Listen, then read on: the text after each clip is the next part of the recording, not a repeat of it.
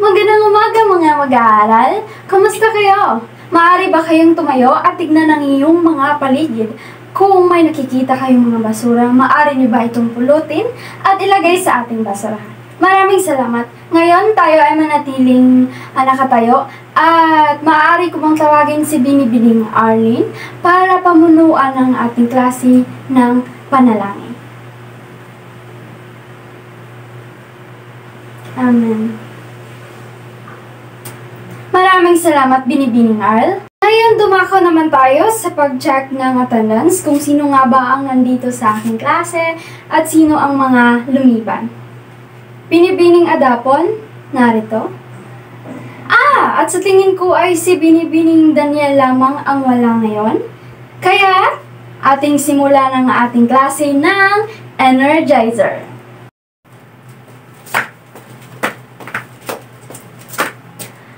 Maraming salamat sa inyong kooperasyon mga mag-aaral. Magandang umaga sa ating lahat. Ako nga pala si Binibining Nikki Camarillo at ngayon, meron na naman tayong panibagong aralin na tatalakayin. Ngunit, balikan muna natin ang ating itinalakay noong nakaraan. May naaalala pa ba kayo? Yes, Binibining Sherry?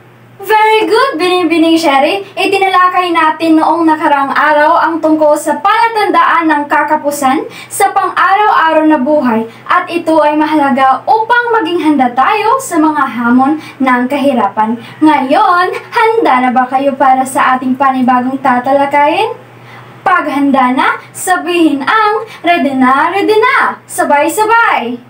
Handa na nga kayo. Ngayon, dumako na tayo sa aking unang inihandang aktibidad na pinamagatang ano ang masasabi mo tungkol sa akin. Ngayon, tatawagin ko si Ginoong Carl, Binibining Kathleen, Sydney at Jayla upang sagutan ang mga ito. Bibigyan ko kayo nito isa-isa at ilagay kung saan nga ba ito nararapat. Maraming salamat! Ngayon, maaari ko bang tanungin si Binibining Kathleen kung ano nga ba ang ipinapahiwatig ng mga larawan? Very good! Ang mga larawan ay nagpapahiwatig ng unemployment, kakapusan, kakulangan, at scarcity. How about Ginoong Carl? Paano ito nakaka-epekto sa buhay ng mga tao? Very good! Ito ay nakaka-epekto sa buhay ng tao, lalong-lalo na ngayon na ating kinakaharap ang kakulangan, kakapusan, scarcity, at unemployment. May naging idea na ba kayo kung ano ang paksa na ating tatalakayin ngayon? Yes, Binibining R. Nice try! Thank you for trying! Ang ating tatalakayin ngayon ay ang tungkol sa ang kakapusan bilang pangunahing suliraning panlipunan at ang ating mga layunin ay maunawaan ang konsepto ng kakapusan bilang pangunahing suliranin ng panlipunan, maipaliwanag ang mga epekto ng kakapusan sa iba't ibang aspeto ng pamumuhay at makagagawa ng isang tula tungkol sa mga nararapat na gawing solusyon tungkol sa kakapusan bilang pangunahing suliraning panlipunan. Ngayon, dumako na naman tayo sa ating ikalawang aktibidad na may titulong E-check mo ako. Sa mga naitalang sangay lagyan ng check, ang sa tingin mo ay pinaka-problema ng ating lipunan. Sino ang gustong sumagot? Okay, Ginoong Juan, pumarito ka sa harap at ilagay mo kung saan at ano nga ba ang pinaka-problema na ating kinakaharap sa lipunan ngayon. Ginoong Juan, sa iyong palagay, ang aktibidad ba na ito ay konektado sa ating tatalakayin ngayon? At bilang isang mag-aaral, sa iyong sariling pananaw, ano ang maaring solusyon sa suliraning ito? Very good, Ginoong Juan, at maraming salamat. Ngayon, dadako na naman tayo sa ating susunod na aktibidad na may pamagat na kilalanin mo ako. Ang mga larawan ay tumutukoy sa iba't ibang epekto ng kakapusan sa lipunan. Isulat ang AK kung ito ay tumutukoy sa epekto sa ekonomiya. Ikal kung epekto sa kalusugan, iido kung epekto sa edukasyon, APK kung ito ay epekto sa pag-unlad ng komunidad, o sikap kung ito ay epekto sa kapaligiran. Magtaas ng mga kamay ang mga gustong sumagot. Wow! Gustong sumagot ng lahat. Alright. Binibining Shane, Arian, Celine, Cheryl, Daniel, Riza, at Ginoong Angelo. Pumarito kayo sa harap at sagutan ninyo ang mga ito.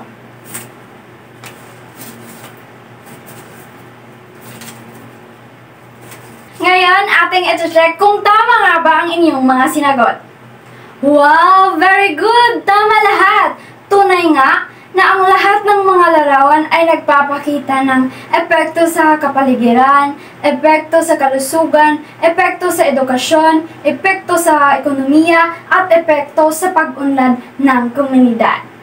Ngayon, ihahati ko kayo sa dalawang grupo at magkakaroon tayo ng isang debate kung saan ang mga mag-aaral ay magiging mga tagapagtanggol at mga kritiko ng mga iba't ibang pananaw at solusyon sa kakapusan.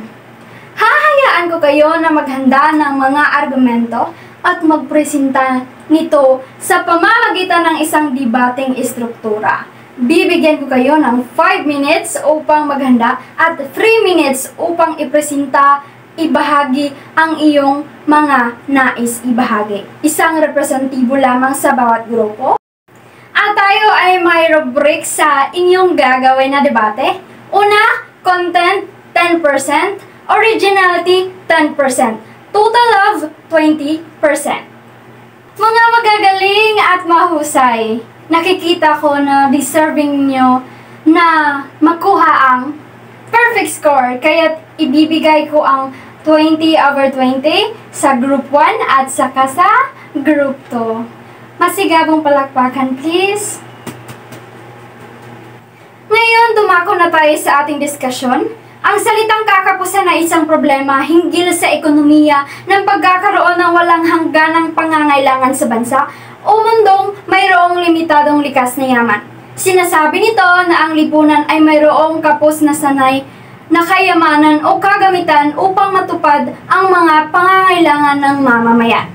Ang kakapusan ay maaaring magdulot ng pagbaba sa produksyon at paglala ng kahirapan dahil sa kakulangan ng trabaho at kita para sa mga tao. Ito ay maaaring humantong sa pagbaba ng consumer spending at pangkalahatang pag-unlad ng ekonomiya. Ang kakapusan sa mga pangunahing pangangailangan tulad ng pagkain, tubig, at akses sa pangangalaga sa kalusugan ay maaaring magresulta sa pagtaas ng mga sakit at karamdaman sa lipunan. Ito ay maaaring humantong sa malnutrisyon, infection, at iba pang mga suliraning sa kalusugan. Ang kakapusan sa edukasyonal na sangkap tulad ng aklat, silid-aralan, at guro ay maaaring hadlangan ang pag-access ng mga mag-aaral sa dekalidad na edukasyon. Ito ay maaaring humantong sa pagbaba ng antas ng kaalaman at oportunidad sa hinaharap para sa mga kabataan.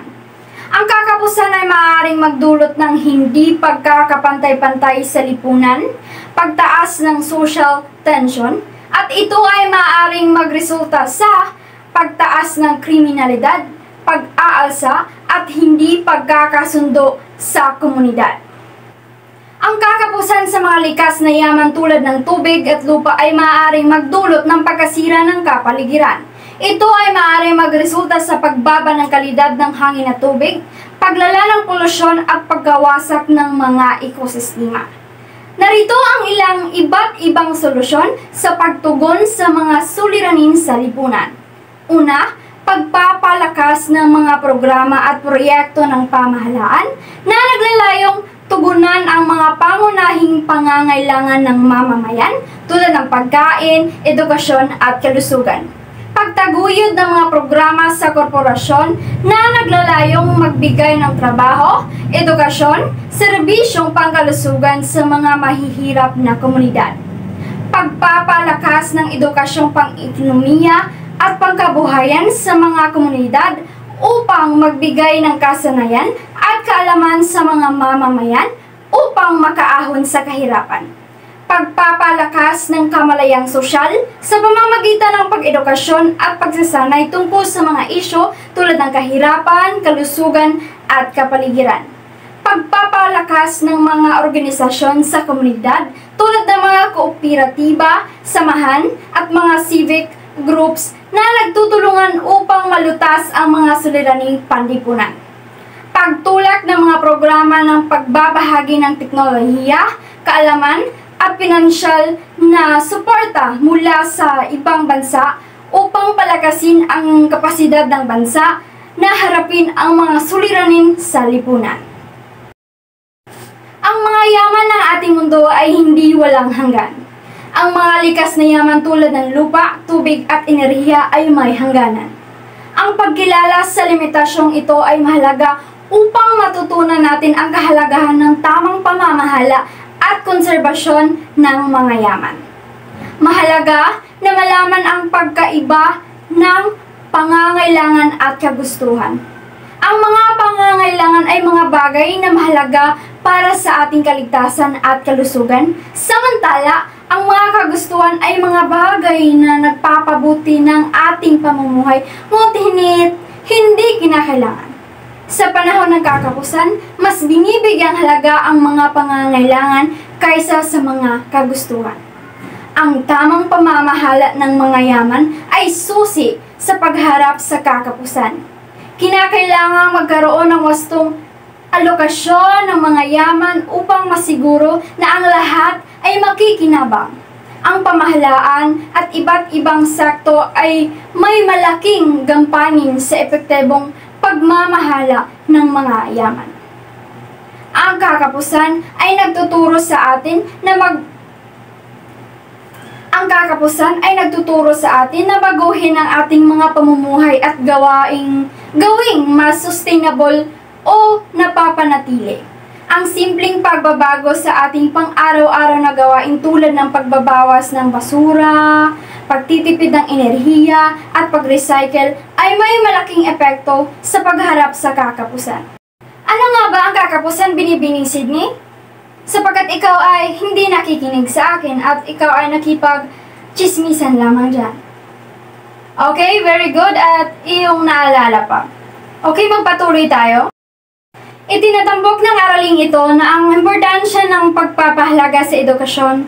Maaari tayong mag-aral ng mga kasanayang pang-ekonomiya tulad ng pagsasagawa ng budgeting, pag-iipon at pagbabahagi ng mga aklat, online na course o mga seminars. Sa halip na mag-aksaya ng pagkain, maaari tayong magplano ng wastong pagkain sa buong linggo. Gumamit ng mga recipe na nakabatay sa mga mababang halaga ng mga sangkap at magbenta o mag-donate ng mga sobra na hindi na kailangang pagkain. May natutunan ba kayo? Yes, Binibining R. Maaari mo bang ibahagi ang iyong natutunan? Very good!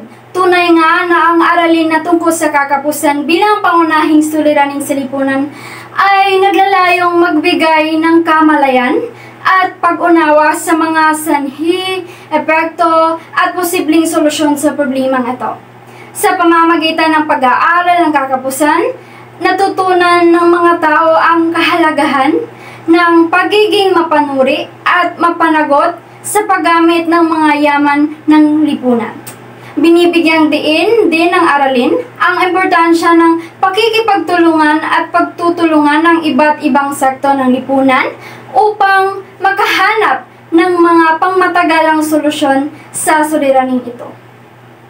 Tunay ngang bago gumastos ng para, maaari tayong magplano muna ng ating mga gastusin batay sa ating kakayahan at pangangailangan. Maaari rin tayong mag-set ng mga financial goal at pagkaroon ng emergency fund upang matugunan ang mga bilang ng ating pangangailangan sa araw-araw. May gusto kang idagdag, Ginoong Carl? Yes? Wow, very good! Tunay nga sa mga narinig ko at nakikita ko naman sa inyo na may natutunan talaga kayo sa ating na-discuss na aralin ngayon. Kaya, dumako na tayo sa ating maikling pagsusulit. Okay, kumuha kayo ng 1/4 sheet of paper at isulat sa sagutang papel ang inyong mga sagot. At pagkatapos niyan, ating i-check ang inyong mga sagot. I'll give you 7 minutes to answer the quiz. Alright, take your time. Alright, time is up. Ngayon, change paper sa inyong katabi na kaklase. Wow, magagaling! Nakikita ko ang inyong mga scores at nasisiyahan akong makita na halos lahat ay may mataas na score. At ngayon, sa pangalawang bahagi na inyong gagawin, nais kong ibigay ito upang malaman ko kung napapahalagahan niyo ba at naisa sa buhay ang iba't ibang epekto ng kakapusan bilang pangunahing suliraning panlipunan.